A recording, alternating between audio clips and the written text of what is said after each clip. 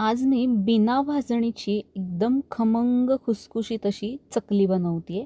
यामध्ये कुठलीही भाजणी किंवा अगोदर पूर्वतयारी करायची अजिबात गरज नाही आहे. त्यासाठी सगळ्यात आधी मी इथे फुटाणे घेतलेत, म्हणजे फुटाण्याची डाळ किंवा डाळवं देखील याला म्हणतात. अर्धा कप डाळवं घेतलेलं आहे. आता यामध्ये आपल्याला 1 कप पोहे घालायचे आहेत. गॅस कमी ठेवून पोहे छान क्रिस्पी होईपर्यंत यामध्ये आपल्याला परतून घ्यायचे आहेत. याला खूप जास्त वेळ लागत नाही. 3 ते 4 मिनिटामध्ये छान असे क्रिस्पी होतात हे पोहे. पोहे थोडेसे चिवट असतात, त्यामुळे आपल्याला हे गरम करून घ्यायचे आहेत. आता मी याचा गॅस बंद करते आणि हे मी एका प्लेटमध्ये काढून घेतलं आहे पूर्ण थंड होण्यासाठी. हे सगळं थंड झाल्यानंतर एका छोट्या मिक्सरच्या भांड्यामध्ये घालायचं आणि याची आपल्याला पूड बनवून घ्यायची आहे. ही बनवलेली पूड मी इथे चाळून घेते, कारण यामध्ये काही जाड असे कण राहिलेले असू शकतात, त्यामुळे पूर्ण हे सगळं चाळून घ्यायचं आहे. हे मोठे कण आता मी इथे टाकून देते. यामध्ये 2 कप तांदळाचं पीठ घालायचं आहे. एकाच कपच्या किंवा घरातल्या कुठल्याही एका वाटीच्या प्रमाणाने हे तुम्ही सगळं साहित्य घेऊ शकता. यामध्ये मी तीळ घालते 2 चमचे. लाल तिखट घालायचं आहे 1 ते 1.5 चमचा किंवा आवडीनुसार. अर्धा चमचा ओवा घातलाय मी इथे. चवीपुरतं मीठ. पाव छोटा चमचा हळद घालायची आहे. हळद जास्ती घालायची नाही, नाहीतर चकलीचा थोडासा कलर बदलतो. अर्धा छोटा चमचा हिंग घातलाय मी यामध्ये. यात आता आपल्याला बटर घालायचं आहे. मेल्ट केलेलं वगैरे नाही, फक्त रूम टेम्परेचरचं 2 चमचे बटर मी यामध्ये घालते. बटर नसेल तर 3 चमचे साधं थंड तेल किंवा तूप तुम्ही इथे वापरू शकता. आता हे सगळं मिक्स करून घ्यायचं आहे. हे बटर या मीठ मसाले पिठाला सगळीकडे व्यवस्थित असं लावून घ्यायचं आहे. छान असं हातावरती चोळून घ्यायचं आहे. हे पीठ एकदम व्यवस्थित असं मी मिक्स करून घेतलं आहे. छान असं तयार झालं आहे. आता यामध्ये आपल्याला गरम पाणी घालायचं आहे. अगदी कडक पाणी मी यामध्ये घालते आहे. थंड पाण्यात मळायचं नाही आहे. गरम पाण्यामध्ये हे पीठ मळून घ्यायचं आहे. पाणी गरम असल्यामुळे लगेचच त्यामध्ये हात न घालता या चमच्याने अशा पद्धतीने हे मिक्स करून घ्यायचं आहे. सुरुवातीला मी एकदम पाणी घातलेलं नाही आहे, थोडं थोडं पाणी घालायचं आहे, कारण हे पीठ आपल्याला जास्ती सैलसर नको आहे. थोडंसं घट्ट दाटसर अशा पद्धतीचं हे पीठ मळून आपल्याला घ्यायचं आहे.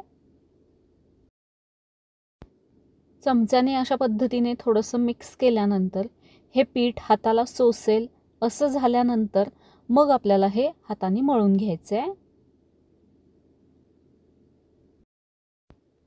थोडं थोडं पाणी घालून हे छान घट्ट असं पीठ मळून घ्यायचं आहे, कारण हे जर पीठ घट्ट असेल तर चकली बनवताना त्या चकलीला काटे छान पडतात. मस्त काटेरी अशी चकली बनवून तयार होते. पुन्हा लागेल तसं मी गरमच पाणी यामध्ये वापरलं आहे. थंड किंवा नॉर्मल पाण्याचा वापर केलेला नाही आहे. गरम पाण्याचाच वापर करून मी हे हळूहळू जमेल तसं हाताला सोसेल असं हे मी मळून घेते आहे. छान घट्ट असा मी इथे हा गोळा मळून घेतलेला आहे. पूर्ण मळलेला गोळा मी बाजूला ठेवते आणि त्यातलं थोडंसं पीठ बाजूला काढून घ्यायचं आहे आणि हे परत एकदा थोडंसं मळून घ्यायचं आहे. चकली बनवण्यासाठीची जी चकती असते ती मी या साच्याला लावून घेते आहे. आता यामध्ये हे आपण थोडंसं मळून घेतलेलं पीठ आहे ते भरून घ्यायचं आहे. यामध्ये गॅप ठेवायचा नाही, दाबून दाबून ते पीठ भरून घ्यायचं आहे. त्यामध्ये जेवढं बसेल तेवढं. आता याच्यावरती याचं झाकण लावून घ्यायचं आणि याची आता मी चकली पाडून घेते आहे. चकली बनवायची म्हटलं की भाजणी बनवण्यापासूनचं टेन्शन असतं, पण बिना भाजणीची ही चकली तुम्ही कधी बनवली नसेल तर या पद्धतीने बनवून बघा. अप्रतिम अशी होते. भाजणीची चकली बनवणं तुम्ही विसरून जाल. बिना झंझट एकदम सोप्या पद्धतीने नेहमी याच पद्धतीने तुम्ही चकली बनवाल. चकली बनवत असताना एका बाजूला मी तेलही गरम व्हायला ठेवलं आहे, पण ते तेल एकदम हाय हीटवरती आपल्याला गरम करून घ्यायचं नाही आहे. तेल मीडियम गरम असलं पाहिजे. यामध्ये मी ह्या बनवलेल्या चकल्या सोडून घेते आहे आणि गॅसची हीट सुरुवातीला थोडीशी हाय ठेवायची, फक्त 1 मिनिटासाठी. सुरुवातीलाच लो हीट करायची नाही, पण तेल मीडियम गरम असलं पाहिजे. पण 1 मिनिटानंतर गॅसची हीट आपल्याला लगेच मीडियम टू लो करायची आणि त्याला आरामात दोन्ही बाजूनी छान असं तळून काढायचं. चकली पूर्ण व्यवस्थित तळली गेली की ती तेलावरती तरंगत नाही, ती तळाला जाऊन बसते आणि त्याला जी बुडबुडी येतात ते एकदम कमी होतात. तेव्हा आपण समजू शकतो की ही चकली व्यवस्थित अशी तळली गेली आहे, अजिबात कच्ची राहिलेली नाही आहे.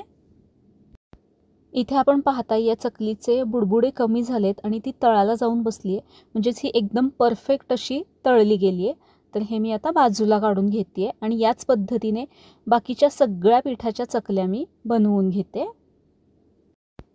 बऱ्याचदा काय होतं, चकली व्यवस्थित तळली गेली नाही, ती कच्ची राहिली तर त्यामध्ये तेल उतरतं आणि चकली मऊ पडते, अजिबात शेवटपर्यंत ती खुसखुशीत खमंग राहत नाही. इथे माझ्या सगळ्या चकल्या बनवून झालेल्या आहेत. एकदम मस्त खमंग खुसखुशीत अशी चकली बनवून तयार झाली आहे. गौराई स्पेशल बिना झंझट अप्रतिम अशी ही चकली तुम्ही देखील बनवून बघा. कशी वाटली कमेंट करून सांगा. आवडल्यास लाईक शेअर सबस्क्राईब करा. धन्यवाद.